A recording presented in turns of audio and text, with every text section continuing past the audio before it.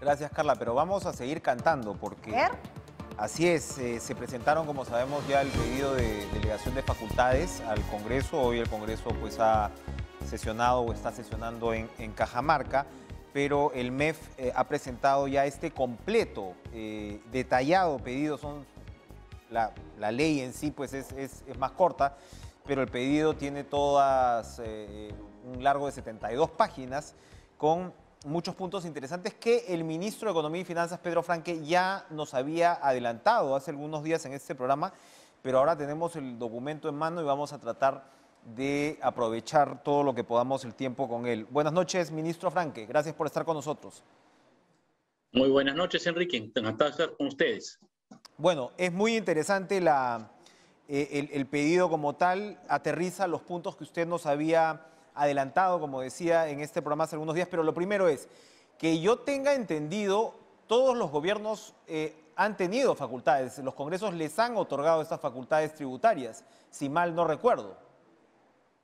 Si mal no recuerdo yo, me parece que es exacto, definitivamente, por lo menos el gobierno de Sagasti los tuvo, el gobierno de Vizcarra los tuvo, el gobierno de PPK los tuvo, me parece que el gobierno de Ollanta Humala también los tuvo, el gobierno de Alan García también los tuvo. La verdad, efectivamente, si no me equivoco, creo que todos los han tenido, y hay que recordar que es una delegación de facultades, pero el Congreso siempre retiene la posibilidad de revisar, rectificar, enmendar lo que le parezca conveniente, lo cual ha sucedido muy pocas veces también en el pasado.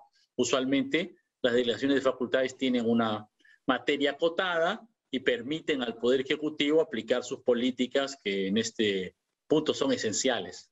Hay una disposición única complementaria al final que también es interesante, donde se dice no solamente que se va a dar detalle cuando ya se cumpla, ¿no? o se comience a cumplir los objetivos de la reforma, se va a dar detalle al Congreso, no solamente de lo recaudado, sino del cierre de brechas que se pueda realizar con el adicional recaudado. Efectivamente, uno de los temas que estamos poniendo es que nosotros vamos a dar cuentas al cabo de un año de cuánto se recaudó, en qué se gastó y qué se logró con ese dinero.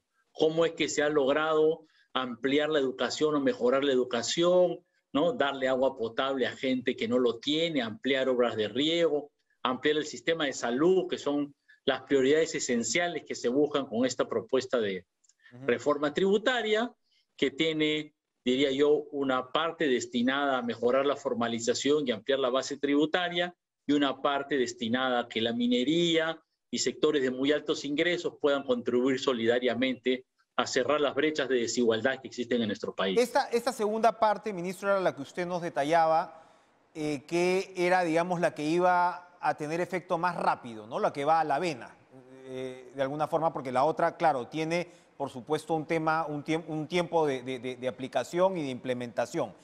El lado minero es interesantísimo, a ver, porque lo que hace es, se van a revisar las regalías, el gravamen y, por supuesto, el impuesto especial a la minería, que está en vigencia desde el gobierno de Humala. Y en el comparativo ustedes ponen que la carga tributaria, si no estoy mal, está en aproximadamente 34.5. Los mineros dicen que ellos pagan entre 45 y 50%, eso dice la Sociedad Nacional de Minería. Pero ustedes introducen, a ver, dígame si ahí está la clave, introducen la modificación del concepto de utilidad operativa, que al parecer eso marcaría una diferencia importante. Sin ser muy técnicos, ¿cómo se entiende esta diferencia en lo que ustedes señalan, que efectivamente se vería que es menos que otros países, y lo que los mineros están señalando que pagan? Bueno, el concepto de utilidad operativa o margen operativo es el que está a la base de las leyes actuales de regalía y del impuesto especial a la minería. Y nosotros, en cuanto al concepto de impuesto, no estamos planteando hacer mayores modificaciones. Nuestra propuesta es que aquellos que tienen un margen operativo o margen de ganancia muy alto puedan tener una contribución adicional. Y hemos pedido, estamos teniendo la asistencia técnica del Fondo Monetario Internacional para asegurar de que ese impuesto adicional de la minería no afecte la competitividad del sector y que en aquellos casos en los cuales hay una mina, tal vez mediana, tal vez de algún metal específico que no tiene mucho margen operativo, no tiene mucha ganancia, bueno, los impuestos no afecten y pueden seguir siendo competitivas. Esa es la esencia del equilibrio que hay que lograr en el tema de la minería. Felizmente para el Perú tenemos un cobre que a $4.60 la libra nos da un buen margen en este producto principal de nuestra minería para poder establecer algunos impuestos adicionales que puedan ayudarnos, insisto, a mejorar la educación, la salud, el acceso al agua potable. Así es. Bueno, hoy ha tenido comentarios en la prensa, ¿no? El tema de la posibilidad de incrementar renta a quienes más ganen, ¿no? Usted ha hablado de quienes tengan ingresos por encima de 300.000 soles, estamos hablando, pues, me parece que es el 0.5% de los que están arriba. ¿Cuánto es correcto. ¿no? O sea, es en realidad un porcentaje de los realmente privilegiados, ¿no? ¿Se podría incrementar renta en otras poblaciones, por decirlo así?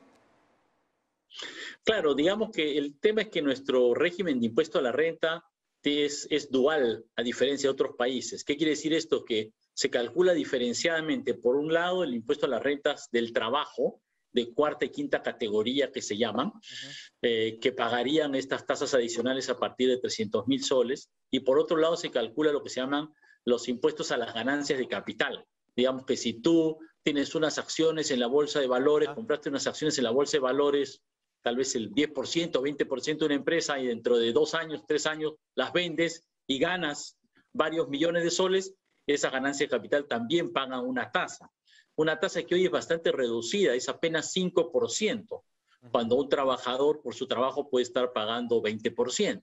Entonces, ese impuesto a las ganancias de capital es una de las tasas que nosotros pensamos elevar en línea con lo que se está haciendo en otros países como Chile, Colombia, Argentina, y en algo que es de justicia, ¿no? Porque lo que nos ganamos con el sudor de nuestra frente debería pagar más impuesto, y lo que se gana porque uno, ¿no? Lo puso en la bolsa de valores, no va a pagar sino una tasa menor. Muchos países incluso unifican eso en un solo sistema, de tal manera que todo se suma y entra a una bolsa, y las ganancias de capital o otros ingresos pueden pagar tasas de hasta 30, 35%. Nosotros en el Perú todavía no hemos llegado ahí, y la idea es que progresivamente, tal vez más a futuro, se vaya unificando en un solo sistema, como tienen muchos países del mundo, como digo, Chile, por ejemplo, ¿no? Que unifican todo esto en un solo sistema. Para usar el término progresivo, progresivista también, ¿no? El enfoque tributario. Esto es importante también señalarlo, va en línea con recomendaciones. Usted acaba de mencionar el Fondo Monetario, pero hay otros, digamos, ámbitos como el de la OCDE, que son mencionados más de una vez durante los pedidos, que también apuntan a esa línea, ¿no? Efectivamente, como la OCDE, como usted dice, ha dado algunas recomendaciones, ha hecho un análisis específico para el Perú hace algunos años, entre otros organismos internacionales, y una recomendación, digamos, que se repite muchas veces en este tipo de organismos, es un sistema más progresivo, ¿no? Es decir, que aquellos que tienen altas ganancias puedan colaborar un poco más. Ahora, es verdad que en el Perú esto tiene que ver también mucho con la evasión y la elusión. En nuestro proyecto también estamos tomando varias medidas para tratar de atacar la evasión y la elusión tributaria, ¿no?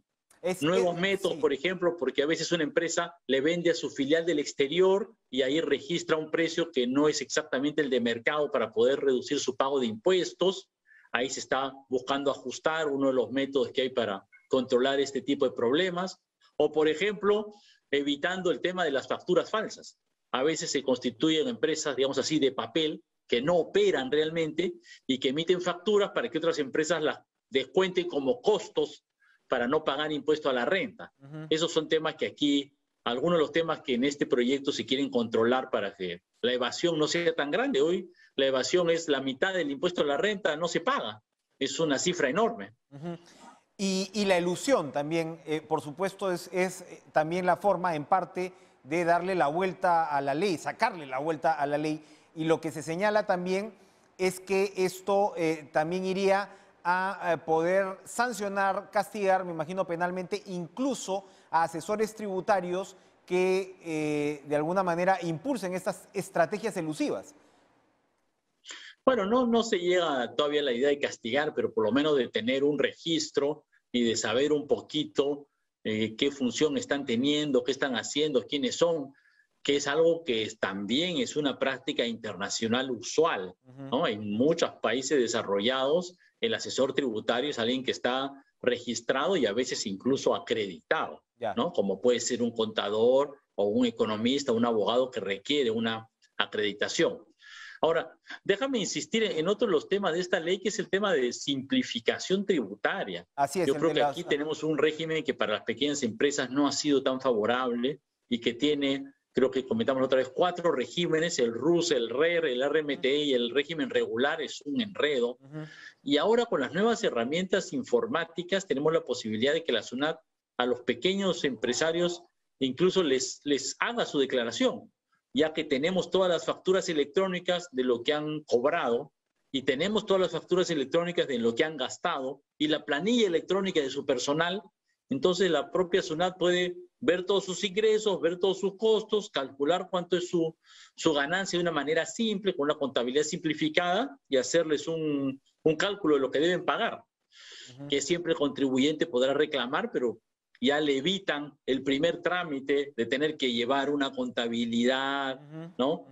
Tener que hacer el registro, que para algunos microempresarios puede ser una tarea tediosa, ¿no? Y que demande tiempo, ¿no? Que tenga costos. Eso es bastante interesante, y en esa línea también va lo que se refiere pues a lo que debería ser una suerte de pirámide. En el Perú no es pirámide porque tienes 10.000 grandes empresas, una cantidad impresionante de MIPES, pero solamente tienes 3.000 medianas empresas. Entonces, entiendo yo que lo que está ocurriendo es que un buen porcentaje de empresas que son medianas y que por lo tanto deberían tributar más, están consideradas dentro de estos regímenes para la pequeña empresa. Entonces, la idea es también ir regularizando la pirámide, ¿no? Con esta simplificación. Incluso uno de los problemas que tiene nuestro régimen tributario actual es que, como si una empresa crece va a tener costos tributarios mayores, la empresa prefiere crear otra razón social, digamos, y de esta manera mantenerse dentro del régimen de la microempresa en vez de crecer, ¿no? Entonces, se multiplica, ¿no? En vez de que mi empresa creció, creo otra empresa y otra empresa y otra empresa para mantenerse siempre del régimen de la microempresa que tiene determinados beneficios. Pero eso no es muy bueno porque fragmenta demasiado el esquema empresarial, dificulta la fiscalización tributaria, impide que se aprovechen economías de escala, que se llaman, que son buenas, ¿no? Entonces, es una de las críticas que tiene nuestro sistema tributario, que desincentiva que las empresas pequeñas pasen a ser medianas y luego pasen a ser grandes, ¿no? El nuevo régimen suavizaría esos efectos y limpiaría esos desincentivos al crecimiento de las empresas, ¿no? Es algo que ya está recomendado por varios estudios que se han hecho en el Perú sobre el régimen tributario de las pequeñas empresas. Es una recomendación de varios estudios ya. Arbitrajes. Hay según este pedido, una excesiva facilitación para lo que llamaríamos la litigiosidad tributaria. Y por supuesto esto tiene que ver con lo que usted ha señalado, que hay deudas gigantescas, millonarias, ¿no?, que el Estado no puede cobrar porque, bueno, siguen o los arbitrajes o sigue esta especie de circuito de recursos. ¿Cómo reducir esas posibilidades? Bueno, aquí hay un par de cosas que estamos haciendo, que es fortalecer el Tribunal Fiscal, y el Poder Judicial positivamente ha creado ya una sala suprema especializada en delitos aduaneros y tributarios, pero en la ley lo que estamos proponiendo, bueno, es evitar por un lado también los litigios maliciosos, ¿no? Lo que realmente lo hacen ya buscando cualquier pretexto sin que realmente tenga un amparo razonable, y también poder establecer mecanismos particulares para casos especialmente complejos, con plazos especiales para que estos temas particularmente complejos puedan atenderse de la mejor manera, porque hay casos en los cuales se requiere un análisis particular. Siempre el derecho de la reclamación tributaria, es decir, de que el contribuyente diga que las cosas no son justas, tiene que estar. Estamos en un Estado de Derecho y no se puede impedir, ¿no?, que la gente tenga derecho a reclamar, pero sí tenemos que establecer un sistema más sencillo, más práctico, que permita resolver todos estos problemas en un plazo más corto. Hay reclamaciones tributarias que tienen 20 años, que deben un montón de dinero al fisco y realmente este es un perjuicio grande para el país. Ahora, Banco de la Nación, otro de los objetivos de esto es, digamos, impulsar, incentivar, facilitar la bancarización de la sociedad, y de hecho esto se ve en varios puntos, ¿no? Incluso cuando hablamos de SUNAT, ¿no? Privilegiar depósitos en cuenta para, por supuesto, poder, ¿no? hacer los seguimientos y que pueda estar esa información transparente. Pero el Banco de la Nación, respetando, dice, su rol subsidiario, va a tener mayor protagonismo. ¿Cuál va a ser este? Bueno, la idea es que el Banco de la Nación, que tiene utilidades, pueda reinvertir esas utilidades en mejorar su plataforma, mejorar todo su sistema informático y poder hacer alianzas y trabajar en el tema del crédito a las microempresas, apoyando a las entidades microfinancieras y también prestando directamente servicios con el cuidado necesario, digamos, ¿no? de los créditos, con la gestión adecuada de los créditos en donde no hay otras instituciones. Como tú sabes, lamentablemente en el Perú hay muchas provincias en las cuales la única oficina que hay es el Banco de la Nación. Yo estuve hace mes y medio, me parece, en Purús con el presidente de la República y efectivamente la única oficina financiera que había era la del Banco de la Nación, pero que no da créditos o da muy poco crédito solo a los empleados públicos de una manera muy limitada. Y ahí yo creo que el Banco de la Nación puede ampliar su rol, haciéndolo de una manera muy responsable y cuidadosa. Pero fíjate que el proyecto tiene otros elementos para poder promover la competencia en el sistema financiero. Muy importante. Ahora en el mundo de lo que se llama los fintech, las nuevas tecnologías financieras a partir de la virtualidad, y precisamente uno de los objetivos que tiene el proyecto también es permitir que haya más competencia en el sector de créditos y sistemas financieros a través de este tipo de entidades financieras que ya no tienen necesariamente que tener una oficina, un edificio, una ventanilla, sino que algunas pueden operar todo a través de Internet. Eso ya existe como un desarrollo mundial en varios países, en los países desarrollados, en China con un gran éxito, y yo creo que podrían permitir que en el Perú el acceso al sistema financiero y la competencia en el sistema financiero sea mucho mayor. Tenemos un sistema financiero pues particularmente concentrado. Efectivamente es interesante, ¿no? Todos estos cambios que habría en la legislación con la Superintendencia de Banca y Seguros también es bastante interesante. Obras por impuestos. ¿Cómo hacer que el mecanismo tenga mucho más alcance? Bueno, yo creo que obras por impuestos es este mecanismo a través del cual las obras públicas, en vez de hacerlas el Estado, las hace una empresa privada que muchas veces puede tener mayor agilidad en hacer el proyecto, siempre resguardando un rol del Estado de supervisar el costo y asegurar que es una obra que realmente es justificada, ¿no? Que es justificada desde el punto de vista del interés público y no del interés privado. Esto ya tiene un sistema que está funcionando bastante bien. Estamos por ampliar este sistema, dándole mayores opciones. Hay algunas limitaciones en la ley que permiten que algún tipo de financiamiento público o de pago de impuestos de regalías, por ejemplo, pueden no admitirse en obras por impuestos. En algunos casos, por ejemplo, hay no un proyecto nuevo, sino una ampliación de un proyecto. Por ejemplo, no es un proyecto completo, sino a un colegio se le añade el agua potable o se le añaden unas aulas, y eso actualmente no está permitido hacerse por obras por impuestos. Entonces se trata de ampliar las posibilidades para que este mecanismo se pueda aplicar con nuevas opciones y tenga mayor agilidad, ¿no? Es un mecanismo bien interesante que tenemos en el Perú y que yo creo que ha dado buenos resultados y conviene reforzarlo, ¿no? Que es la idea que está en este proyecto de ley, ¿no? Que en general busca todo el tema de promover la inversión privada, darle un poquito más de facilidad. Me ha quitado las palabras de la boca. Burocratizar algunos procesos en este sentido. Me ha quitado la pregunta de la boca. Yo eso precisamente, esa promoción de la inversión privada que se observa como impronta en el proyecto, quería llevarlo, por supuesto, a la controversia por Camisea. ¿Qué pasó ahí? ¿Se confundió el presidente? Bueno, en Camisea lo que pasó hace algunos años es que hemos tenido unos contratos, pero que en realidad no han puesto el énfasis principal en la masificación del gas, que es el objetivo central. Y para nosotros el tema de la nacionalización es el uso nacional de los recursos, que los recursos sirvan principalmente para el desarrollo nacional y para el bienestar de los hogares, para que no sea pues apenas un 5% de los hogares peruanos los que tengan conexión de gas, sino que pueda ser pues el 50%, el 70%, como en Colombia, como en Bolivia, no te digo de un país desarrollado. Entonces, esta es la orientación principal que está planteando el gobierno, ¿no? El tener una masificación del gas y que el gas de camisea sirva en ese sentido. Y seguirá esa conversación. Para terminar, ministro, se ha dado a conocer hoy una nueva emisión de bonos. ¿Cuál es el resultado? ¿Cómo ha reaccionado el mercado? ¿Qué mensaje nos da? Bueno, efectivamente es la primera gran emisión de bonos que hacemos en este gobierno. El Ministerio de Economía ha hecho emisiones de bonos varias en el pasado, pero hemos emitido 4.000 millones de dólares. Es una cantidad grande para emisión. Hemos tenido demanda por 10.000 millones, es decir, que si nosotros hubiéramos querido obtener recursos para el Estado por 10.000 millones de dólares, hubiéramos podido obtenerlos. Había gente que quería comprar. La tasa de interés que se ha obtenido es 3,6%, es bastante ventajosa.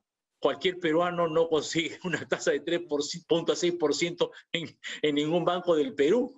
Entonces el Estado peruano está logrando mantener un muy buen estándar crediticio a nivel internacional. Y es la demostración del mercado, ¿no? Más allá de lo que se diga de la desconfianza, la volatilidad, críticas aquí y allá, el mercado ha hablado y el mercado internacional ha hablado dando un fuerte respaldo al gobierno y al Estado peruano, financiando y estando dispuesto a financiar con una cantidad grande de 10.000 millones a una tasa de interés baja, 3,6%. Hoy por hoy es de las tasas o la tasa más baja en América Latina que existe para bonos de este tipo. Entonces creo que el Perú se mantiene como un país muy seguro para el financiamiento externo y para las inversiones. Pedro Franque, muchas gracias. Como siempre, gracias por las respuestas concretas. Ojalá en las próximas semanas podamos ir desmenuzando un poco más los temas de este ambicioso proyecto de ley. Gracias por estar con nosotros esta noche. Muchísimas gracias, Enrique. Encantado y quedamos al servicio. Gracias. Vamos a continuar directamente, porque como sabemos, esto se tiene que aprobar en el Congreso. El Congreso está en Cajamarca y nos comunicamos con Sigrid Bazán, congresista de la bancada de Juntos por el Perú. ¿Cómo está usted, Sigrid? Buenas noches. ¿Cómo están? Buenas noches. Muchísimas gracias por el espacio. Lo primero, acabamos de hablar con Pedro Franque y en realidad, más allá de muchas discusiones coyunturales, este proyecto de ley representa una suerte de apuesta importante desde la perspectiva del gobierno. ¿Cómo observa usted el ambiente en el Congreso para darle las delegaciones tributarias al Ejecutivo?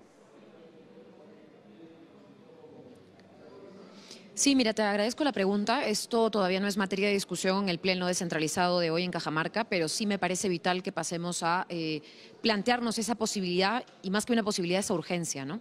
Quien te habla es parte de la Comisión de Economía, y en la Comisión de Economía hemos generado un grupo de trabajo que precisamente lleva el nombre de ampliación de la base tributaria y requisitos para el ingreso del Perú a la OCDE.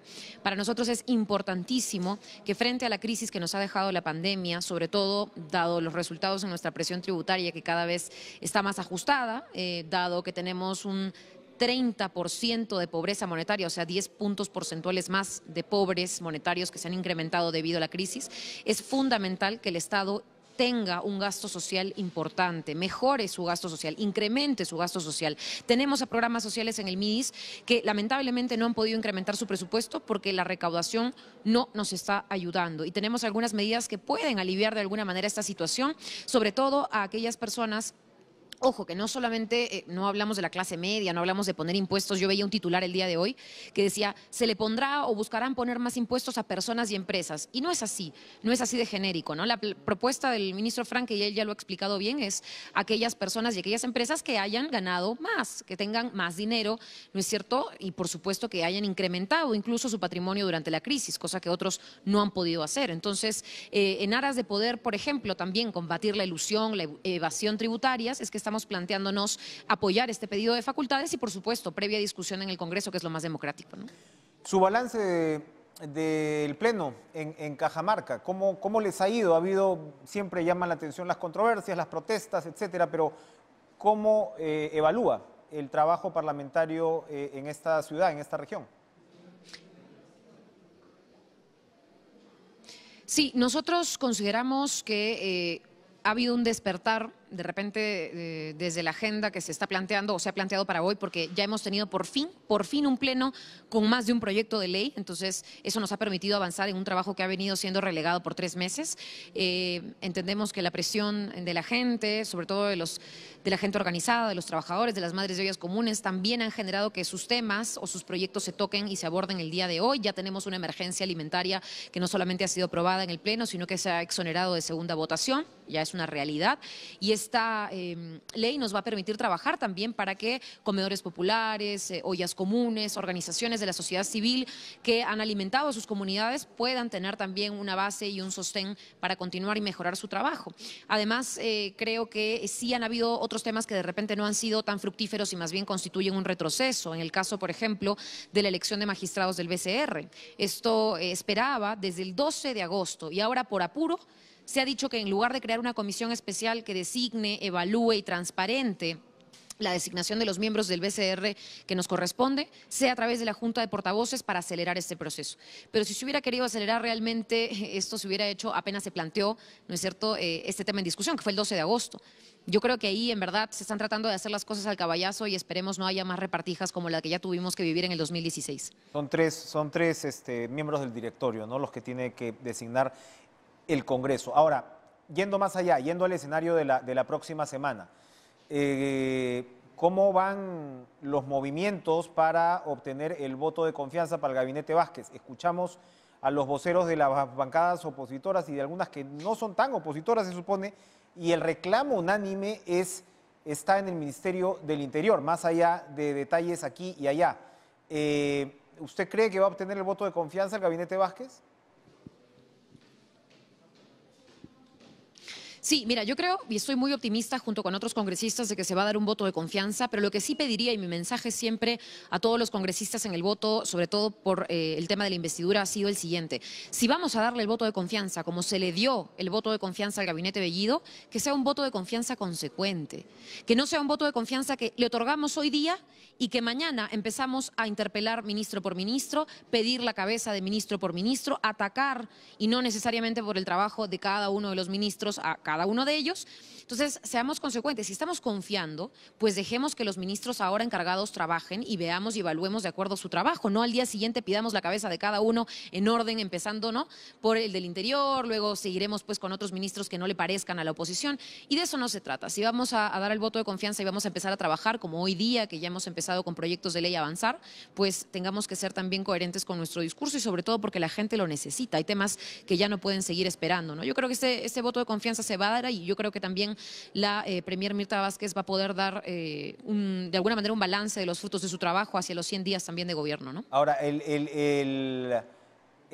digamos, el que no le parezca a la oposición se extiende para el caso del ministro del Interior a una asociación civil como Transparencia, que considera insostenible la presencia del ministro del Interior, abogado de los Aybar Cancho. Por supuesto, ya sabemos sus relaciones con el tema, bueno, de Perú Libre, con el tema del señor Cerrón, el vínculo con el señor Bermejo en términos de digamos, la crítica a la erradicación de coca ilegal, que ya sabemos en qué está ese tema. Es un ministro cuestionado. Sí, mira, yo creo que todas estas críticas, cuando se hacen de manera constructiva y por los canales correspondientes, son escuchadas. El presidente Pedro Castillo ha tomado las medidas correspondientes también, haciendo caso no solamente a las críticas, sugerencias, sino también viendo el trabajo de su gabinete, de sus ministros. Y yo creo que eso podría darse también en el caso de la cartera del Interior. Seguro que hay críticas sobre el trabajo pasado del señor Barranzuela, pero lo que sí apostaría, y yo misma defendería, porque yo misma también he sido crítica de algunas cosas, ninguna defensa es a ciegas, que se hagan las críticas con responsabilidad, ¿no? Hay una comisión ahora mismo que está investigando todas las elecciones, incluida la del presidente e incluida la de los congresistas. ¿Cómo se pretende criticar desde una comisión en la que se está todavía insistiendo en el cuento del fraude cuando sabemos por las mismas organizaciones, no solo Transparencia, sino internacionales, que no hubo fraude? Así que ahora mismo tenemos que también regresar al Pleno para continuar la votación. Bien. Mira que ya son las 9:29 y seguimos votando, pero sin duda creemos que solamente con el trabajo vamos a poder darle la cara a esa ciudadanía que nos espera y que además espera que el Congreso recupere su legitimidad acercándose al pueblo, ¿no? La libramos entonces, congresista, para que vaya con continúe con sus funciones. Gracias por estar con nosotros, Sigrid Bazán. Vamos a hacer una pausa. Vamos a hacer una pausa, ¿no? Señor Jackson, ¿sí? Y regresamos con Omar Cairo, porque el constitucionalista, por supuesto, porque vamos a conversar de algo que tocamos con el ministro de Economía y Finanzas.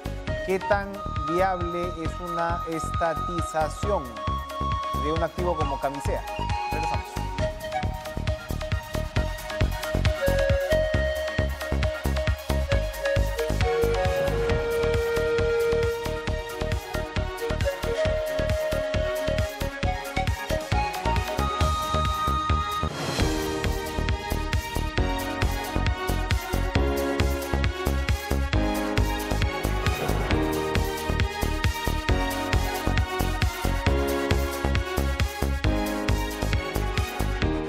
Hace un par de días las palabras del presidente de la República sobre el pedido, ¿no? Instar al Congreso a aprobar una norma conjunta, dijo, y voy a citar más o menos, dijo primero estatización y luego parece que se cortó, dijo nacionalización.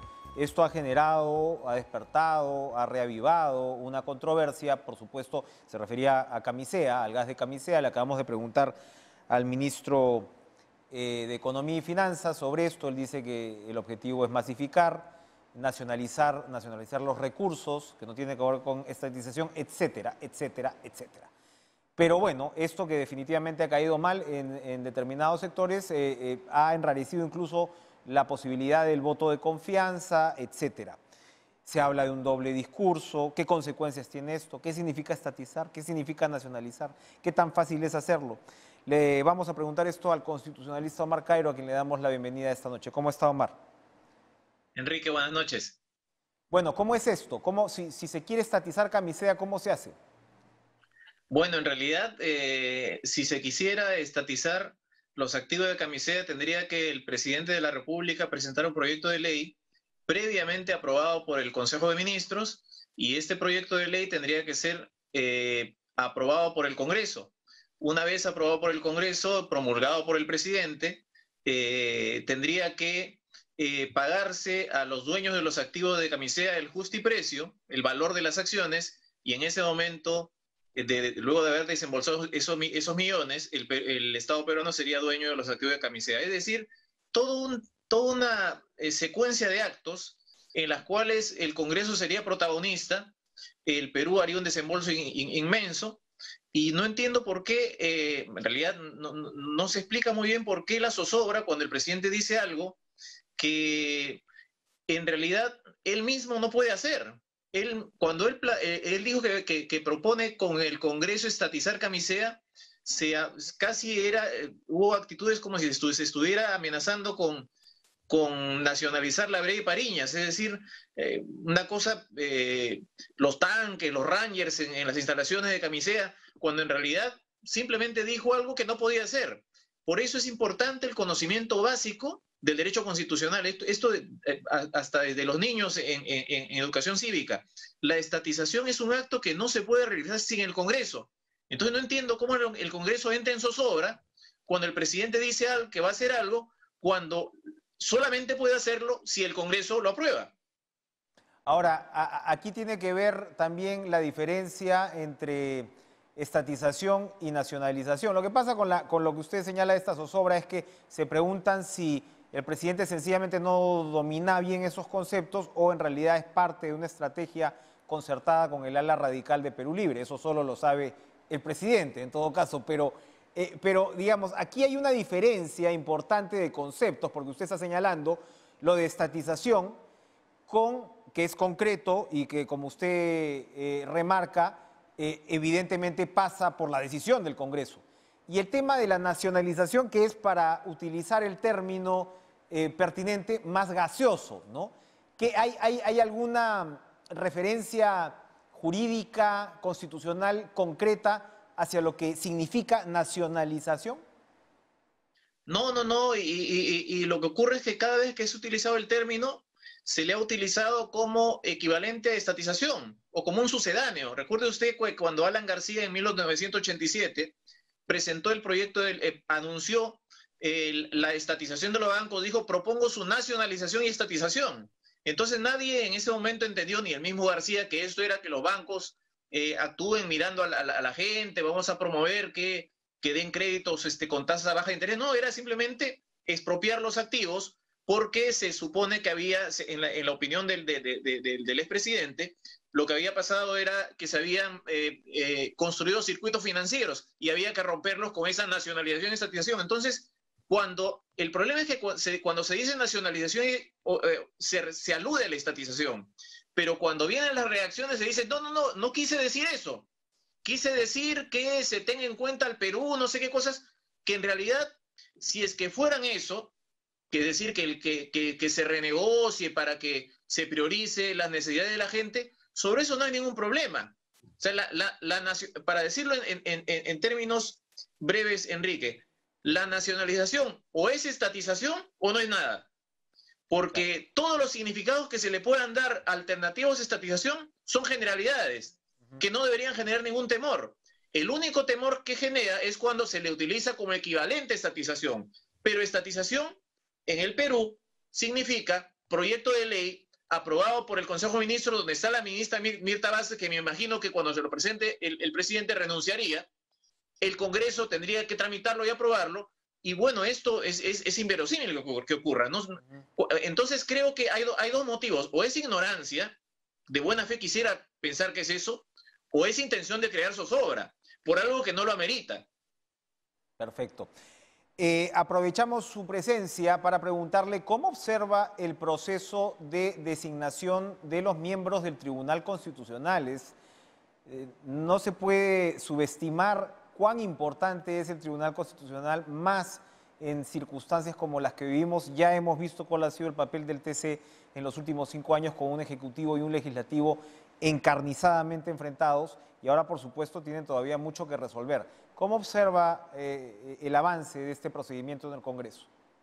Es importantísimo, Enrique, porque el Congreso que está a punto de nombrar magistrados es el mismo Congreso que la semana pasada, al aprobar esta ley apodada de interpretación auténtica o de desarrollo constitucional, lo que ha hecho es reducir al tribunal a la condición de una pieza de museo, porque ha contradicho la interpretación del Tribunal Constitucional y ha modificado la Constitución contra esa interpretación sin utilizar el procedimiento de reforma. Ese tribunal, ese Congreso es el que va a nombrar magistrados. Entonces, aquí hay una cosa bien complicada realmente, porque el tribunal en este momento tiene que actuar no solo en defensa de la Constitución anulando esa ley, sino en defensa de su posición institucional, porque ha sido desafiado por el Congreso. El tribunal estableció la interpretación del 132 y el Congreso dijo, ¿saben qué? Nosotros tenemos una interpretación distinta, pues, y la colocamos en una ley.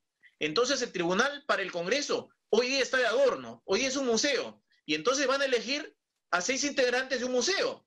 Entonces, lo primero que tiene que establecer este Congreso es derogar de repente esa ley o hacer algo para que demuestren la valoración que tienen por el Tribunal Constitucional y luego de eso elegir nuevos magistrados. Sobre todo además porque ya hay un proyecto de ley del Ejecutivo que va por el lado de vacancia, va por el lado de cuestión de confianza y, digamos, podría establecerse un balance un poco más equilibrado, ¿no? Sí, ojalá que se hiciera eso. Lo que pasa es que eso toma tiempo, Enrique. Toma 2 legislaturas con 2 tercios o una legislatura con mayoría absoluta del número legal más referéndum. Entonces, si yo creo que lo más práctico para el Congreso sería derogar inmediatamente esa ley ordinaria con otra ley ordinaria y luego entrar al tema de la reforma constitucional. Enhorabuena. Bien, bien. Omar Cairo, muchas gracias por acompañarnos esta noche. Vamos a regresar a Cajamarca. Gracias. ¿No? Gracias por estar con nosotros. ¿Vamos a una pausa o regresamos a Cajamarca? Vamos a ir a una pausa y regresamos con Esdras Medina, congresista de la bancada de Renovación Popular, también desde Cajamarca, presidente de la Comisión de Educación del Congreso, un sector también complicado con las últimas declaraciones del ministro Carlos Gallardo. Volvemos.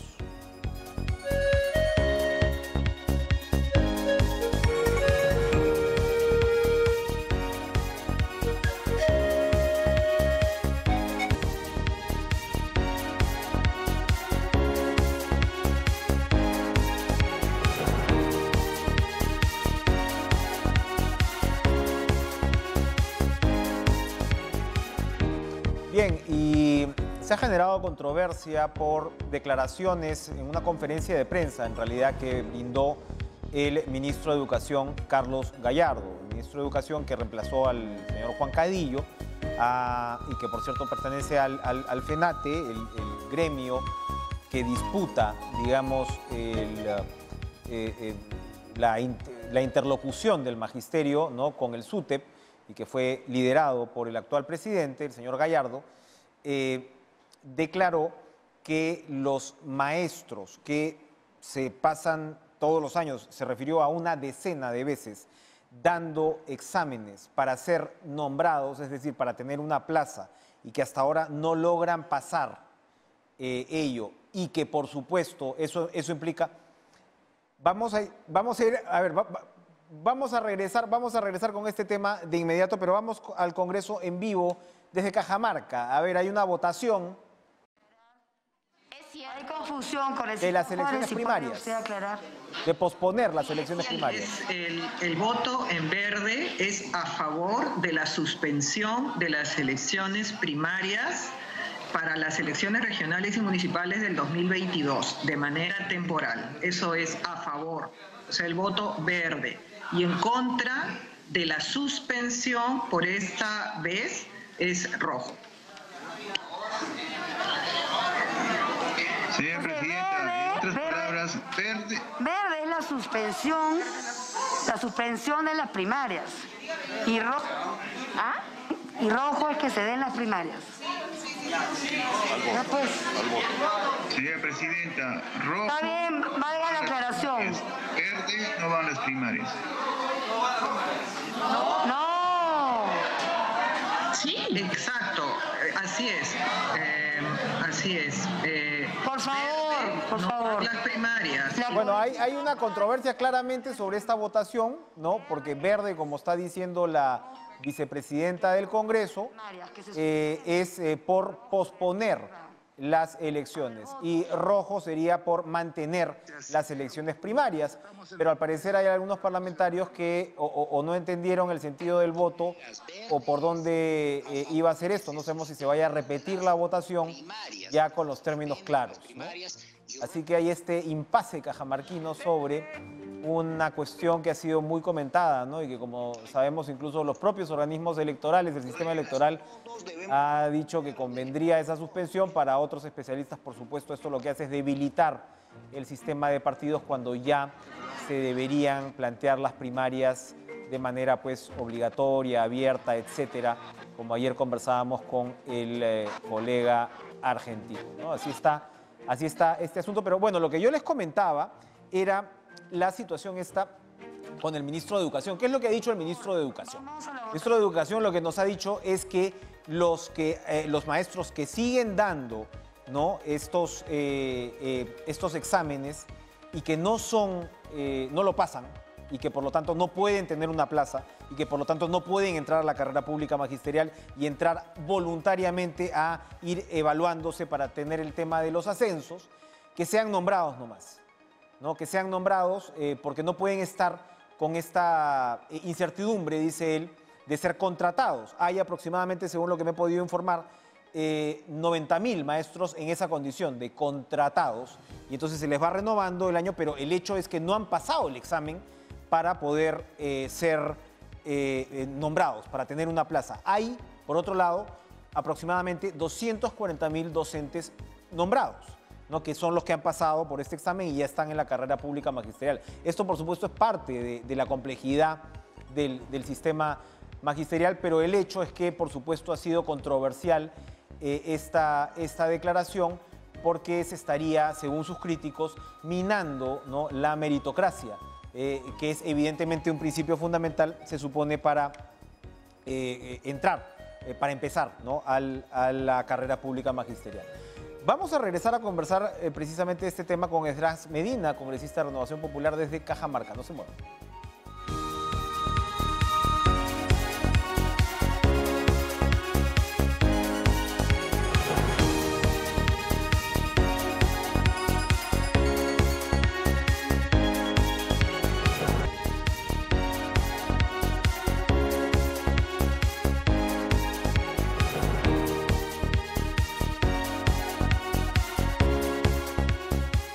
Bueno, teníamos este contacto pendiente en Cajamarca, vamos a volver en cualquier momento a este departamento porque allá se está desarrollando este pleno que se ha complicado con esta votación sobre la suspensión de las elecciones primarias. Vamos a ver si se vuelve a votar o no. Pero les estaba comentando del tema que íbamos a hablar con nuestro invitado, que es las declaraciones del ministro de Educación que han generado controversia, porque lo que se está señalando o lo que se está proponiendo es nombrar directamente a quienes no han pasado no han aprobado, por decirlo, este examen. Tienen 3 oportunidades, ¿no?, para presentar este examen y poder pasar ya a la carrera docente, a la carrera pública magisterial. Mientras tanto, están contratados. Y hay otras evaluaciones, en realidad, en la carrera pública magisterial. Hay evaluaciones voluntarias, que son las evaluaciones que para ir asumiendo cada una de las 7 escalas, que por supuesto tienen su acompañamiento salarial. Y hay evaluaciones obligatorias. Hay la evaluación de desempeño de los docentes que ya están dentro de la carrera y que se va tomando cada 5 años. Esa evaluación fue objeto de una dura controversia en la huelga magisterial del 2017, por supuesto recordadísima, porque puso al actual presidente de la República en el mapa político, ¿verdad? Entonces, es todo un sistema complejo de evaluaciones el que tiene la carrera pública magisterial, que ha dicho el ministro Gallardo que tiene que ser revisado, y ha empezado, por esto que les señalo, de los nombrados versus los contratados. Vamos a ver qué más pasa, ojalá podamos conversar dentro de poco con el ministro Gallardo al respecto. Es un tema importantísimo, el de la educación de nuestros niños y niñas. Vamos a revisar la sala situacional, a ver si tenemos relativas buenas noticias que reportar. De hecho, ya sabemos que se va a adelantar la vacunación de los menores de 18 años, como lo dijo el ministro de Salud hoy.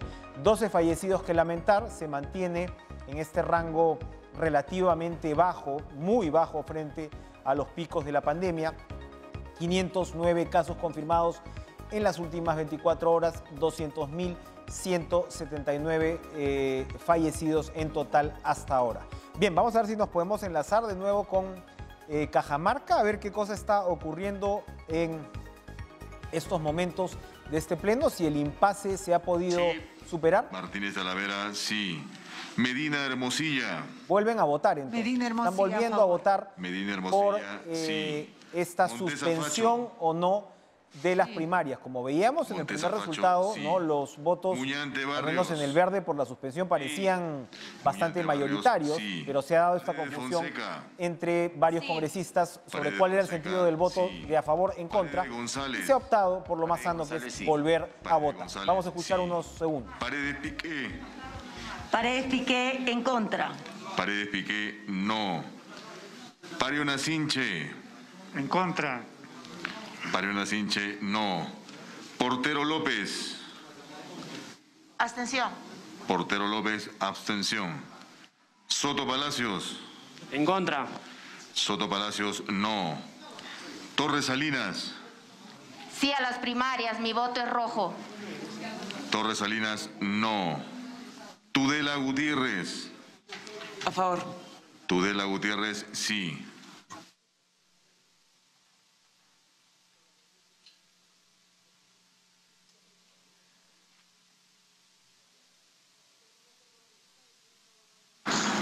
Presidenta, Espinosa Vargas, sí. Están votando los congresistas sobre este tema, pero añadir que además se van a realizar sesiones descentralizadas del Pleno en Cajamarca, ¿no? Entiendo que mañana van a hacer estas sesiones descentralizadas. Va a estar la Comisión de Defensa Nacional, que preside el congresista William Zapata de Avanza País, va a realizar su primera sesión descentralizada.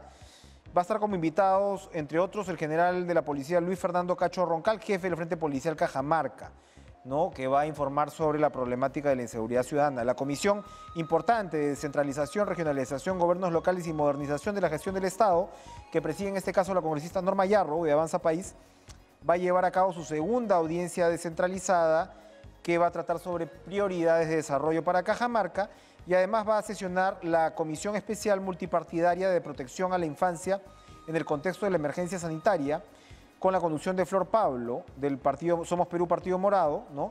Se va a presentar el director ejecutivo del Programa Integral Nacional para el Bienestar Familiar, INAVIF, Sergio Tejada, quien va a informar sobre las acciones de prevención, promoción y protección de los niños y adolescentes en estado de abandono a nivel nacional y en específico en Cajamarca. Así que es un pleno descentralizado que además funciona con las comisiones en trabajo estrictamente descentralizado, ¿no? Dándole una mirada a las necesidades, ¿no? de una región tan importante como es Cajamarca.